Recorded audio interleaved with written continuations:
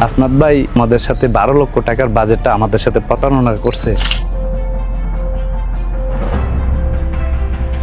এখন নির্বাচনের আগে প্রতিশ্রুতি দিছে যে আমার ব্যক্তিগত টাকা দিয়ে কাজ করব। পরে শুনলাম যে 11,80,000 টাকা আসছে, কাজ করছে মাত্র 3.5 লাখ হতে 4 লাখ। আপনারা তদন্ত করে যদি 1 টাকার দুর্নীতি, 1 টাকার কোনো ধরনের অসৎ উপায়ের কোনো ধরনের আপনারা প্রমাণ করতে পারেন, আমি এই সংসদ থেকে আমরা ইস্তফা দিব। সরকারের যেই গোয়েন্দা সংস্থাগুলো আপনাদের নিয়ন্ত্রণে, ডিজিএফআই, এনএসআই, পুলিশ, তারপর হচ্ছে মিলিটারি, সবাই আপনাদের নিয়ন্ত্রণে।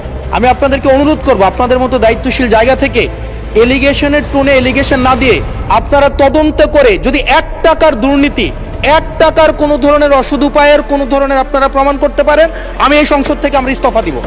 ধন্যবাদ মাননীয় সদস্য, ধন্যবাদ।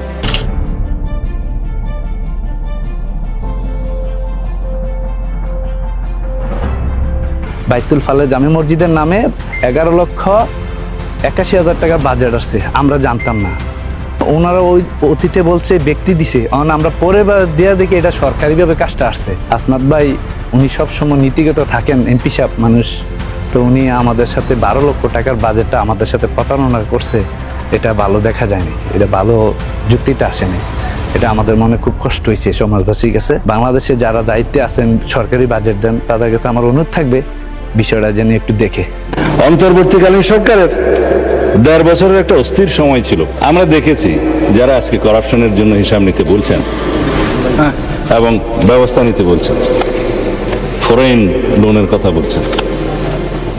আমি মাননীয় প্রধানমন্ত্রীকে অনুরোধ করছি, আজকে ইন্টারিম গভর্নমেন্টের 18 মাসের সকল কিছুর জন্য আপনি দুর্নীতি দমন কমিশনকে নিতে, করাপশন কোথায় হয়েছে, কিভাবে হয়েছে, কারা করেছে, সবকিছু ফাইন্ড আউট হোক। রবিবার হয়ে গেছে, আমরা এখন মিলামিশা চলতে চাই, তখন তারা একজনে একরকম, তাদের ভাষায় একরকম। আমরা এনসিপির লোক, আমরা দেখে দেবো কি ক্ষমতা আছে, আমরা দেখলাম। হাসান আব্দুল্লাহ যে লোকেরা এনসিপি করছে, তারা মানুষের উপর জোর জুলুম করতেছে। এখনো হাসান আব্দুল্লাহ লোকের বিচার চাই। হাসনাত আব্দুল্লাহ দিবিদ্দারের কুমিল্লার, এখন কথা হচ্ছে উনি সংসদে দাঁড়িয়ে আপনার চ্যালেঞ্জ করেছে যে যদি 1 টাকা সমপরিমাণ দুর্নীতি ওনার মানে বের করতে পারে, তাহলে সংসদ থেকে উনি মানে এমপি পদ থেকে উনি ইস্তফা দিয়ে দিবে। কথা হচ্ছে কালের কণ্ঠ এটা সম্পূর্ণ ডিটেলস এবং প্রুফ সহকারে এটা প্রকাশ করেছে। এখন কি হাসনাত আব্দুল্লাহ উনি উনার সংসদ থেকে ইস্তফা দিবে? উনি কি প্রতিশ্রুতি মহান সংসদে দাঁড়িয়ে যে দিয়েছে, সেটা কি এখন উনি বাস্তবে রূপ দিবে নাকি দিবে না? আপনারা সব দেখলেন, উনি বলছে 1 টাকা সমপরিমাণ দুর্নীতি। আরে ভাই, নিজের মসজিদের টাকা পর্যন্ত মনে করেন মাইরা দেয়, এ নাকি করবে মনে করেন সংস্কার, এর দ্বারা হবে নাকি দেশ উন্নয়ন।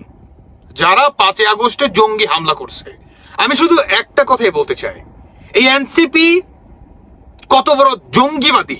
আর তারা এনসিপিতে ভোট পাওয়ার জন্য দেখছেন সাধারণ জনগণকে বাসায় থেকে কলার চেপে টেনে হেসড়ে ভোট কেন্দ্রে মনে করে নিয়ে গেছে শুধুমাত্র শাপলা মার্কায় ভোট দেওয়ার জন্য। ভাবেন একটাবার, এদের যদি হয় এই অবস্থা, তাহলে আর 5 বছর পরে আমার আপনার যে গলা কাটবে না, তার কোনো নিশ্চয়তা কি বাংলাদেশ আছে? কেউ কি দিতে পারবে বলুন? যে নিজের মসজিদের টাকা মনে করেন মাইরা দেয়, মসজিদের টাকা, এর থেকে নিচু স্তরের মানুষ তার হয় না। এর থেকে নিচু স্তরের মানুষ না, যে মসজিদের টাকা মনে করেন মেটা দেয়, তাও আবার কি সরকারি বাজেট, যেখানে হাসনাত আব্দুল্লাহ বলছে যে তার নিজস্ব মানে ফান্ডে থেকে উনি নাকি টাকা দিয়ে, সেখানে সরকারি ভাবে কাজটা আসছে, সরকারি ভাবে, সরকারি টাকা, সেই টাকাটা খাইয়া দেয়। আর এরা নাকি দেশ উন্নয়ন করবে। এখন দেখবেন যে কালের কণ্ঠের বিরুদ্ধে লাগবে, কালের কণ্ঠকে আপনার ওরাই দিবে, ইন্ডিয়ার দালাল বলবে, রোয়ের এজেন্ট বলবে, দেখতে পারবেন নাহিদ থেকে শুরু করে সব কটায়। যখন সালাউদ্দিন আহমেদ বলছে যে মাননীয় স্পিকার, আমরা হাসনাত আব্দুল্লাহ এমপি সাহেবের সেই চ্যালেঞ্জটি অ্যাকসেপ্ট করলাম, জুলাই থেকে শুরু করে এই মানে 11ই ফেব্রুয়ারি পর্যন্ত যত দুর্নীতি হয়েছে সমস্ত কিছু ইনকোয়ারি করা হবে না, তখন নাহিদ ইসলামের মুখটা দিকে তাকাইছেন একটাবার, তার মুখটা একদম কাউয়ার মতো হয়ে গেছে। মানে তারা যে ডাকাতি গুলা করছে এই বুঝি মনে করেন ধরা পড়ে গেল চোর না, এটা ভাইবা ভাবেন একটা বার।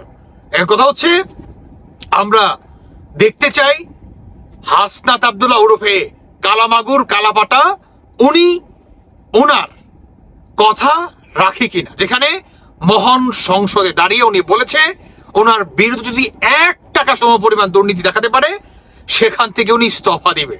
আর এখানে কালের কণ্ঠ লাখ লাখ টাকার হিসাব দিয়ে দিয়েছে। শুধু এখানেই না ভাই, টিএসসির মোড়ে ত্রাণের টাকা প্রায় 14 থেকে 15 কোটি টাকা তারা হিসাব দেয়নি, তারা লুটে পুটে খায়া ফেলাইছে।